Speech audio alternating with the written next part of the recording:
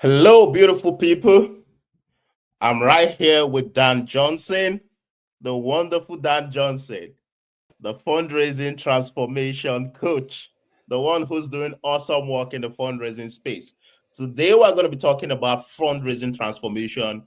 Dan has been a great resource. He's one who's been within the nonprofit space for some time, done good work, assisted so many fund organizations raise money. And today, we're going to be tapping deep into his wealth of knowledge to get us the insights, the practical steps you all can take to start raising money. And of course, if you need that help, Dan Johnson is just a phone call or a text away. So today we're going to be diving right in, and I'm going to be starting by asking Dan to introduce himself to us. Dan, tell us about yourself, what you do, and how you've been helping nonprofits so far. All right. Well, I got started in this space in politics. So everybody boo and hiss. Get that out of the way. Everybody's angry. I understand. But I started in this space in politics. Don't worry, though. I'm a libertarian, so we lose everything all the time. But I started my nonprofit journey. I started a political grassroots organization. And that is where I kind of started learning the pieces of nonprofits. But, I always thought that politics was going to be the way that I was going to make a difference. And I got to where I wanted to get in politics. I got into those smoke-filled rooms in DC that everybody talks about, those back rooms where everybody's making the secret deals. Well, they're no longer smoke-filled, okay? They're very big windows, actually. And they are pretty useless, actually. So I got into some of these secret groups, and we had a seat at the table. It was like, this is the greatest thing since history of sliced bread. We're going to be at the decision-making table. And there was a certain candidate running for office, his first term, whose name rhymes with rump. And he had proposed this child tax credit when he was on the campaign trail. And nobody at this table had ever heard of such a thing. So I figured, so everybody's going to be like, nah, we're good. But everyone just went, okay, that happened. So now we're going to figure out how we get our piece of it. And I was just like, wait a second. That was not on the agenda. None of this was on. This is one of the most powerful rooms in the world. Really? Like, they're a member of Congress here and think tanks and like senators. And I'm like, really? This is what we're doing? Okay. And contrast that with this whole there is no Oz experience, right? To very shortly thereafter, my organization really started looking into community organizations and how they operated, what they did, what their impact was. And I ended up working with an organization called the Cajun Navy. Are you familiar with the Cajun Navy at all? Yeah. Okay. So for those who aren't familiar, the Cajun Navy is a grassroots disaster relief group that was formed in Louisiana after Hurricane Katrina. As everybody knows, we didn't do a great job after Hurricane Katrina. They were kind of ticked about it. They formed this group. They had been helping Louisianans because it floods about every couple of years. They've been helping Louisianans over the past couple of years. And in 2017, they headed down to Houston, Texas, after Hurricane Harvey. Dropped 5 million gallons of water on Houston, Texas. And I was asked by a friend, because I was studying the Cajun Navy. And I was asked by a friend, it's like, hey, you've been studying and talking about the Cajun Navy. Would you like to listen into the emergency line?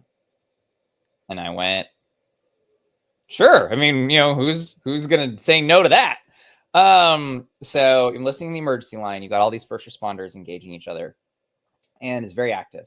And I'll never forget, a couple hours into listening, that somebody pops on the line and says, there's a 3-year-old hanging from a tree branch at the corner of such and such. We can't get to him. I forget why. The boat was too big or too small, or they had too many people, something like that. Can anybody get to this kid before he drops in the water? And the line went dead silent. And after a long silence, at the end of that, somebody pops on the line and goes, we got him. He's in the boat. We got him. And everybody goes, oh.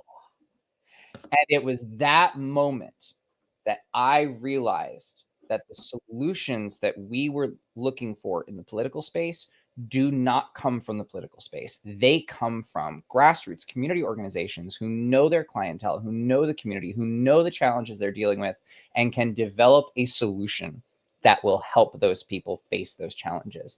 And that is what flipped me from politics to the nonprofit sector. And yes, I focus on fundraising because the Cajun Navy ended up rescuing over more people during Hurricane Harvey as a grassroots organization with $100,000 in the bank, ended up rescuing more people during Hurricane Harvey than the United States Coast Guard, which is a $3.5 billion agency. If we can get more money heading into these community organizations, the change, the impact will be astronomical across the board. And that is why I'm in the nonprofit sector. That is why I focus on nonprofit fundraising. Wow, wow, wow, wow. That's a wonderful, wonderful story there. And I like the fact that this actually called you to this work because if you think about it, every one of us had a reason of joining this field. And one of the reasons why I came in was because I saw that gap and you saw the gap. It's beyond politics to bring in the solution. We as a people actually had to come down to the grassroots level to bring the solution we want to see. We can keep shouting every 4 years, keep campaigning, but at the end of the day, what's really going to bring the solution is you and I, who's going to step up to say, this has to end or we have to do better. I love how you put that. So let's go deep into the details, right? You've seen firsthand how few nonprofits create real impact. In your experience, what's the biggest misconception nonprofits have about fundraising and its role in achieving that impact?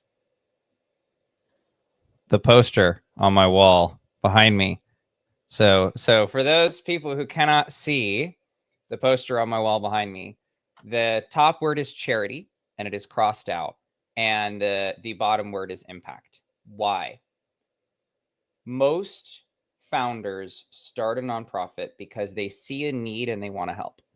And they're like, maybe I could do something about this, right? It's not crazy, it's not huge. It's maybe I could do something about this. And they find that they actually do something about it. But then they find something very peculiar, which is there are more people who need that help. And then they also need to serve that. And no, there are more people. And oh my goodness, how big this problem is. And at a certain point, they decide, I want to take on this problem. I want to go bigger than just helping a couple of people. But they do not change their mindset around fundraising to match that. Here's the thing. If you're doing little things like a charity, right? You're constantly getting people's extras, right? Their extra clothes, their extra baskets, their extra money. If you're constantly getting people's extras, you're only going to be able to do extra work. That's it.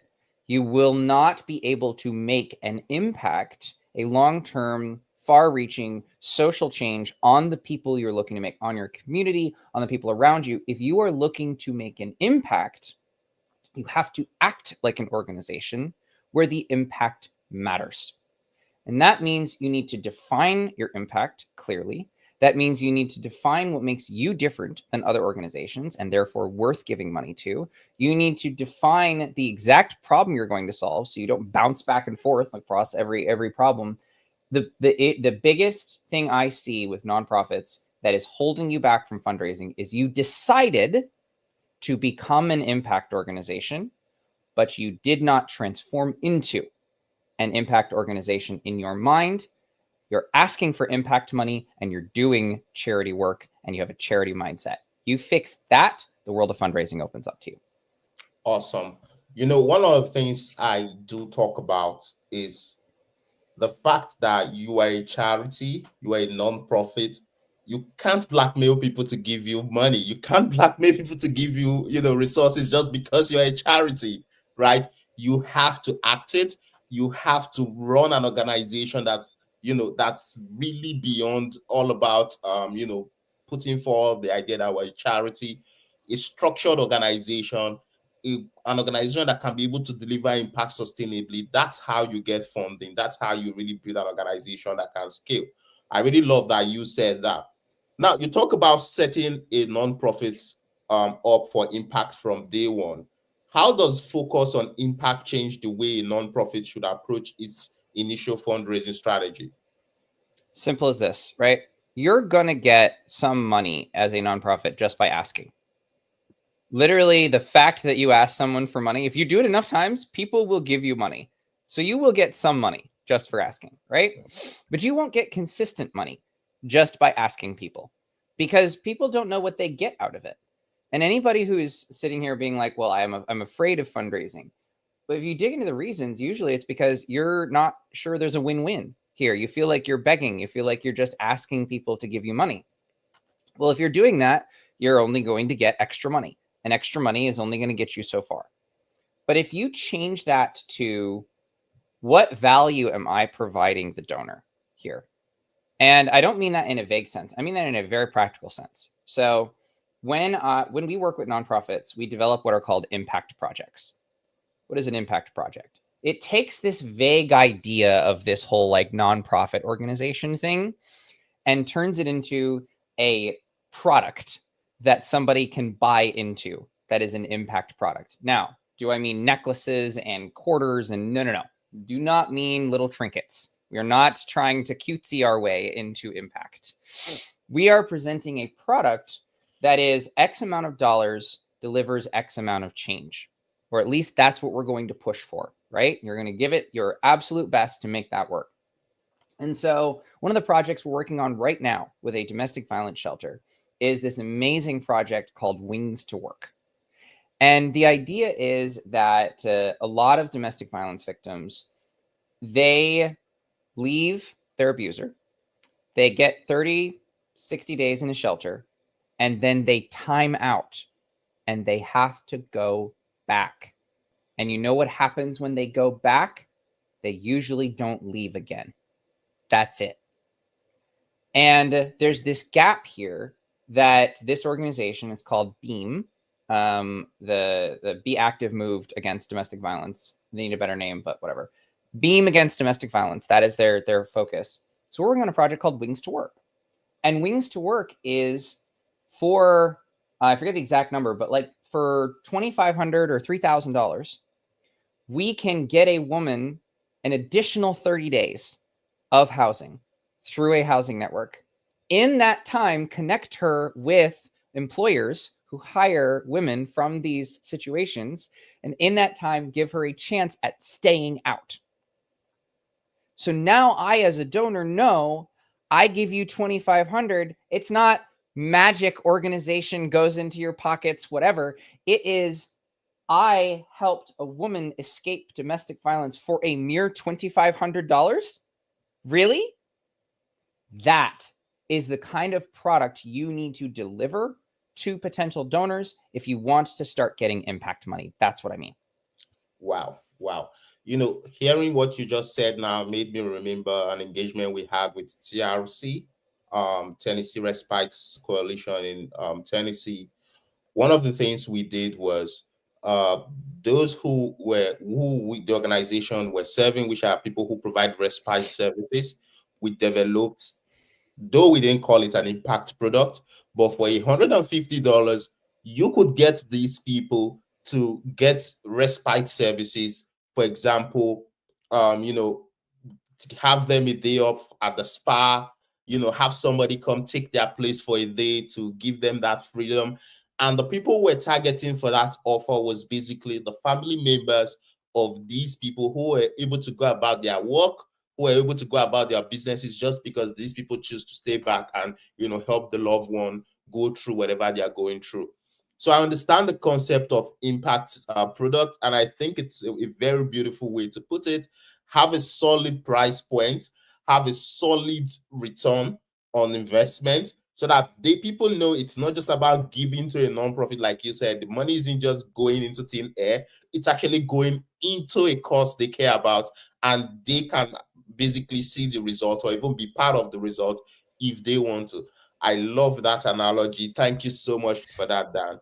Well, and Now, I'll even add one more piece to this, which is everybody, if you've been in nonprofits long enough, you complain that, well, nobody wants to pay a salary, right? Well, nobody wants to pay a salary to somebody who's just doing a cute thing, right? Like, oh, you want to go feel good and you want me to pay your salary so that you can go feel good? That's not a deal. But if you include that salary as a cost, because it is a cost of delivering that impact, there's not even a conversation around overhead. When my clients go in to talk to donors about the impact project, there is not a conversation about overhead. Why? Because that's just the cost to get the impact. Do you want the impact or not? It gets away from this false dichotomy of, well, we can't pay our people, can't have a salary, we can't buy Microsoft because, you know, we got to use the free open office, whatever, on our computers. It gets away from that because it focuses everybody on the real point, which is the impact and what the donor can do to make that happen. Wow. Awesome. Awesome. This is good stuff, Dan. I believe the viewers already are having a great time. You all follow this, listen. This is real value here. You're hearing it firsthand from the transformation master himself. So, Dan, what are some of the most common mistakes you see nonprofit making in their fundraising efforts? What's a better alternative? Yeah. So the three mistakes, and remember, my focus is on helping nonprofits who are getting some funding get consistent funding, right? Like, you have to have been willing. I will work with nonprofits. We have a smaller program for those who don't have any funding coming in, but you have to be willing to go out and make those asks, right? There's a certain courage element that you have to be willing to go out and talk to people about your organization. But I focus on the consistent funding piece, because you can't just go out and ask people for money occasionally and then worry that your bills are never going to get paid. That's not how you create something sustainable. So in that, there's three big challenges for nonprofits. One is, if you're sitting there watching this broadcast and you don't know where to get more donors, is the number one challenge that nonprofits have that I'm starting to work with. Is like, all right, either you ran out of your existing donor base, or you ran out of your network, or you have a small network to begin with. Where do I get more donors? Is the number one challenge that they have. And then the second challenge is, how do I take someone and take them from a prospect and turn them into a donor? Like, what is the process by which I engage this person and do it in a way that's ethical, right? Do it in a way that's ethical, do it in a way that's a win-win, right? And then the third is, how in the heck do I find enough time for fundraising while I am doing literally all of this, right? Those are kind of the three biggest challenges that nonprofit leaders who are looking for consistent fundraising have. And I mean, the mistakes, well, there are always more mistakes because there's like 5 solutions and there's 14,000 mistakes. But you know, outside of just the pitch, I think one mistake is not realizing just how many potential donors you have access to, because you haven't taken the time to define what your impact is. You've really not identified all the different ways that you can bring in donors, right? So let's think about some of them. If you're a nonprofit sitting there right now, we're going to go through a smallish version of my money everywhere exercise. So if you're a nonprofit sitting there right now and you don't know where to find new donors, let's begin.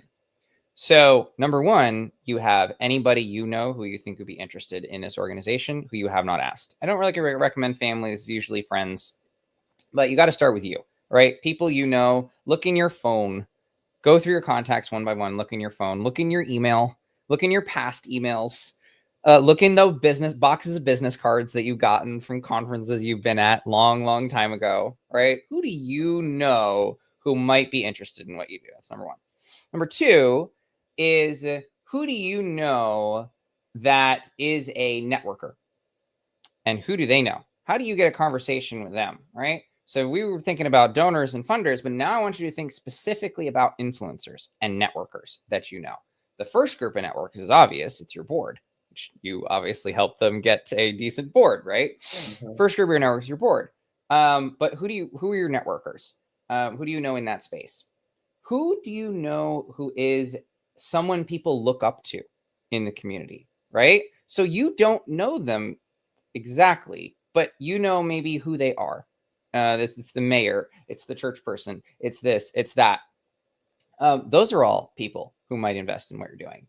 And then you start looking at That's just your personal connections. Then you start looking at your organization. Who do you and your network know who might be interested because of your story? Oh, well, I was an oil worker and now I am focused on protecting the environment. Great. Who are the oil workers that you know? Who are the oil companies that you know? Who's going to be interested based on your story? Who's going to be interested based on, hey, Sage, uh, who's going to be interested based on the problem that you solve? The problem you solve is running with the oil example. The problem you solve is environmental catastrophe. What are all the companies and people who and groups of people who don't want environmental catastrophe, right? All the, I mean, Save the Birds organizations and associations and hunters and all these different groups of people. And who are the people who benefit from your mission, the way you go about it? You as a nonprofit in general shouldn't be paying for a whole lot of the materials that you are putting into your programs. There should be companies who see the benefit of donating those to you or being involved with you. Anything you're using, that group of companies might be interested in supporting you. If you just replay what we just did over the last 5 minutes and you genuinely do that exercise with your team, and I forgot any of your existing donors, literally any of them. Right? Like, start there because they're going to be your most excited people. But if you do that exercise, we just did it over the last 5 minutes, on average, we find 80 to 100 new prospects just from that. So what do you do? We got different tools to tackle each of these challenges, but the first challenge is usually, where do I find new donors? And that's how you do it. And if you brainstorm that process, you'll literally come up with 80 to 100 donors. And if you're having those conversations right, you're in the process of finding these prospects. You're actually might even get people to already start giving you money. So that is where that is one of the things that nonprofits can do to overcome that big challenge. Mm-hmm, mm-hmm. You know, I really like the part where you said who benefits from your mission, because one of the things we do with boards is we try to create an avatar of people who benefits from the vision, right? And then share that with the board, saying, who do you know within your network that fits this avatar? That's where you get your boards to be able to think about their network creatively. Say, for example, you run an organization that serves, let's say, foster care kids, right? You create an avatar on, you're able to identify foster care parents, people who went through foster care, as people who basically are aligned with your mission. You share that with your board member, saying, who do you know who's a foster care parent? Who do you know who went through foster care? They can then narrow down their network and pinpoint 5 to 10 people or 5 people they know from their own network. And that can help you build a list of people who naturally are already inclined and motivated to give to a mission like yours. You don't even have to convince them that much. You just have to go reach out and begin those conversations. So I really love you pointing that out. And I think it's very important nonprofits know this. There are people out there who are already inclined, who are already motivated to give to your mission. You just have to take that time to brainstorm, just as Dan said. Take 30 minutes, take an hour, brainstorm. Who do I know? Who does my board know? Right? And really write out those contacts, put them together, and start your outreach.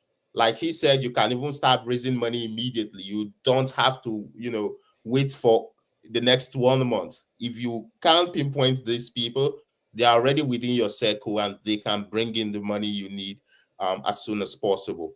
So, what are some of the most common? Oh, I think we already answered that. Can you share an example of a traditional fundraising method and how you would transform it to be more mission aligned and impact focused? Absolutely. If you're listening to this broadcast, the odds are that you have a fear of fundraising, because I think the thing that public speakers used to say was that public speaking, people in surveys fear public speaking as much as they fear death. However, fundraising is public speaking and asking for money. So it's probably feared more than death. It might be the scariest thing in the world, right? Yeah. So the question you have to ask yourself, number one, is the mission that I am on worth me overcoming my biggest fear? You have to genuinely ask yourself that question. Because if the answer is no, don't fundraise.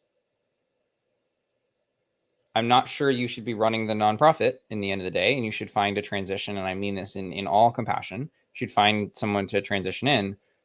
But if the answer is yes, it is worth it. There are soft ways to go about doing this that can give you wins very quickly and help you overcome that fundraising fear. So here's the normal process. Normal process, if you talk to people who are just like, you don't know, is, hey, why don't you just go ask? That's the normal process, right? The standard traditional advice, if you go to anyone who's like sort of in business or whatever, who are you asking? Why don't you just go ask? Here's the thing. Walking in to someone, even if you know them, and pitching them and asking them for money all at the same time is a frightening concept for most people.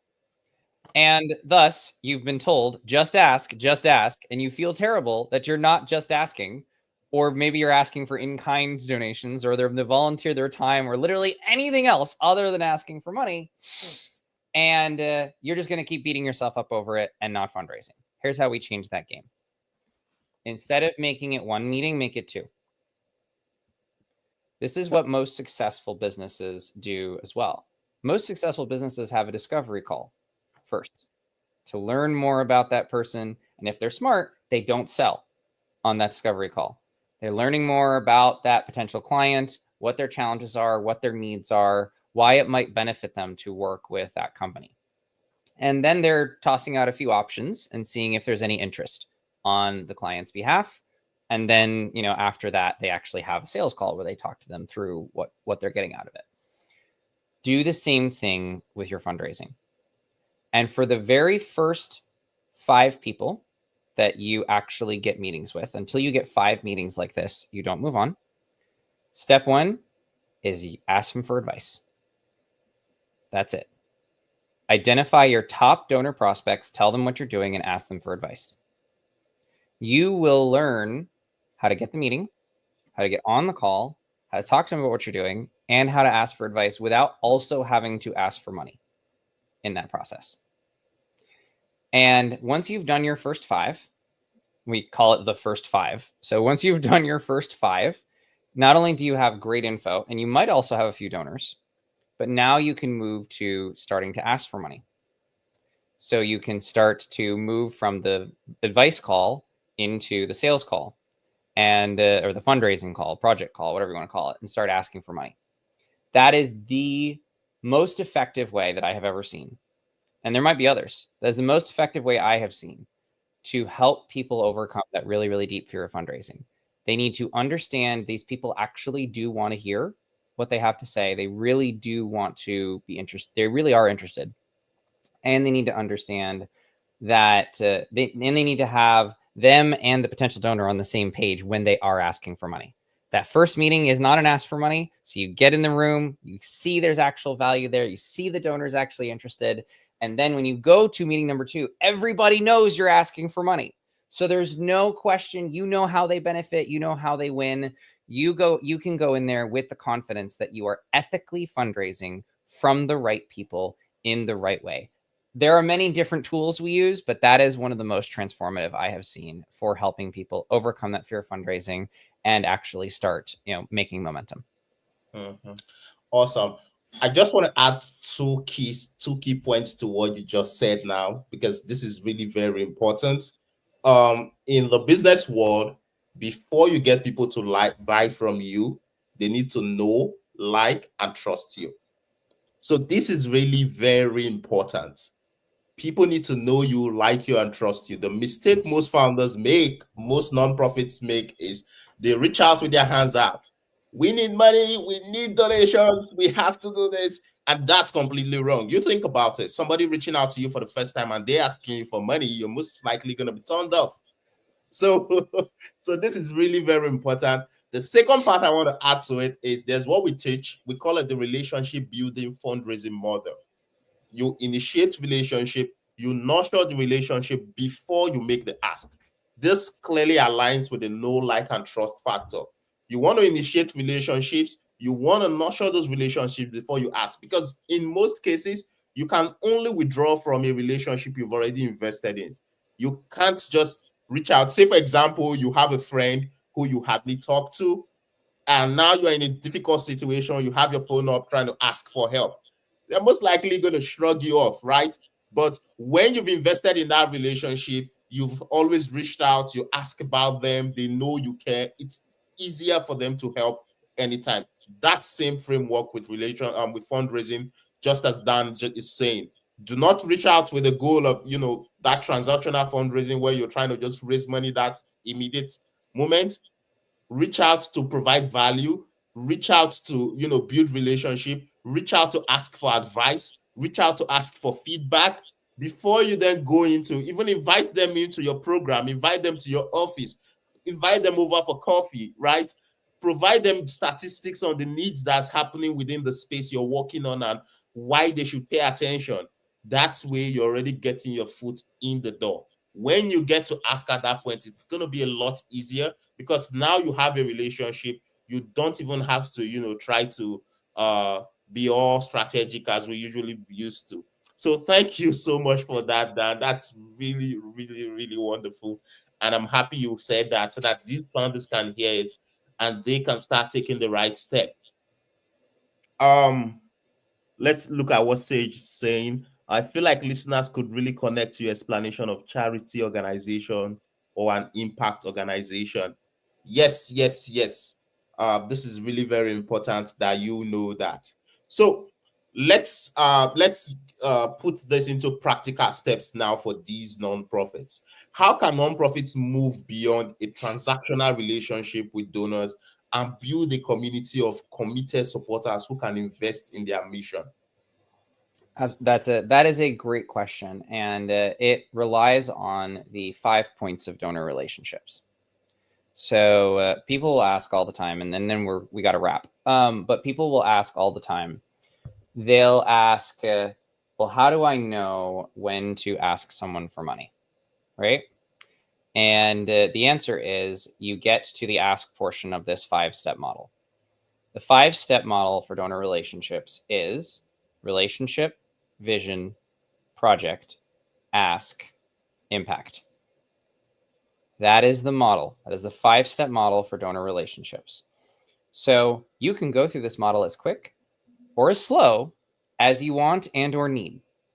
But you need to, number one, establish a relationship. It usually means you need to get to understand them and who they are, understand how you can add value, and if possible, add some value, right? You're talking to them, they're like a big football fan, and a local college football player that you could introduce them to, and it's super easy to make that connection. I do that before I even get to any kind of asking for money, because building a relationship means that you are both adding value to each other. And the faster you can add value, the faster you can ask for money. Like if you need an incentive, there it is. So number one, you establish the relationship. Number two, there needs to be a shared vision. You need to understand what they're passionate about, what they're interested in, why they care. And if you can connect that to your vision as an organization, now there's alignment. Now there's a win-win between you and that potential donor, right? Then you need to have a project. You need to have something for them to actually invest their money in and get an ROI on. Return on investment, return on impact, whatever. Return of impact. There we go. There, your ROI, return of impact. They get a return of impact on this investment in you. You need to have something specific. And you can have 3 or 4 projects in your mind anytime you're talking to a donor, but you should have a project in your mind that's going to deliver a specific result. And then you need to deliver that result. You need to go make that impact and bring it back and show the donor the impact they made, the lives they changed, the testimonial, the video, the picture, what shows them the impact that you just made with their money. And then guess what? You can ask again. In fact, you should ask again, because showing them that impact and showing them that investment should immediately be like so exciting that they want to do the next thing. When can we do the next thing? How can we get more involved? That's the kind of impact you're delivering. So to answer your question, it's just a question of how are you making sure that every single person you are going through that cycle with, right? Oh, we just got a donor to give. Fantastic. Did you send a thank you? Great, we sent a thank you. Do they know what the impact they made was? Have we connected them to that impact? Oh, yeah, fantastic. Great. What have we done for the relationship lately? Have we introduced them to someone? Have we talked to them about their challenge? What have we done for the relationship lately? Fantastic. Have we reconnected them to the vision of the organization? What have we sent them? What have we given them that reconnects them to the vision of the organization? Oh, that? Fantastic. What project do we have for them to get involved in? That's project. Fantastic. We can ask them for money again. That's simple. With each of your donors going through that process. And then, of course, as you get enough donors that you have a group, you go through the process with the community that you are building. But each of them, you're going through that process. That is how you build genuine win-win donor relationships. And that is how you know when you can ask for money again, when you should ask for money again, so that you are constantly asking and delivering value and asking and delivering value. Wow. Wow. Wow. That's so practical, Dan. And thank you so much for sharing that. Um, we've got to go, but of course, this is packed with so much value. I want you to come back on, rewatch. Make sure you're taking your notepad, you're jotting down steps you're going to start taking, because this is exactly what you have to do to raise money. And Dan is always open to help you raise money. So you can always reach out to Dan. But Dan, before you go, what's one piece of advice you would give to a nonprofit founder who's presently feeling overwhelmed by the fundraising process and wants to make a genuine difference? Identify which one of the three biggest problems that I talked about is your biggest challenge. Do you not have enough donors? Do you not know how to turn a prospect into a donor? Or do you not have enough time to fundraise? And then email me. Because if you email me, I will send you a resource that tackles that exact challenge. And you can work with that resource. You can hire me. You can do whatever you want with it.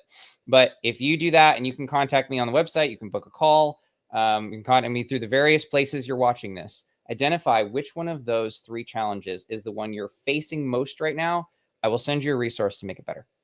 Don't miss out on that opportunity. Don't watch this live stream and be like, that sounds great. I'll figure it out myself. We already have the tools. I'll hand them to you. Awesome. Awesome. Thank you so much, Dan. Thank you for showing up today. Guys, reach out to Dan if you need to raise money. If you're feeling overwhelmed, do you need any sort of support? Dan is always available to help you. He's all about the impact. He's all about this work. Thank you all so much for joining us today. We're going to see you next time when we bring more professionals like Dan on this show to help you uncover how to transform your organization into an impact organization rather than just being a charity. Thank you, Dan. See Thank you you, again. Rooney. Thank you, All guys. right. Bye.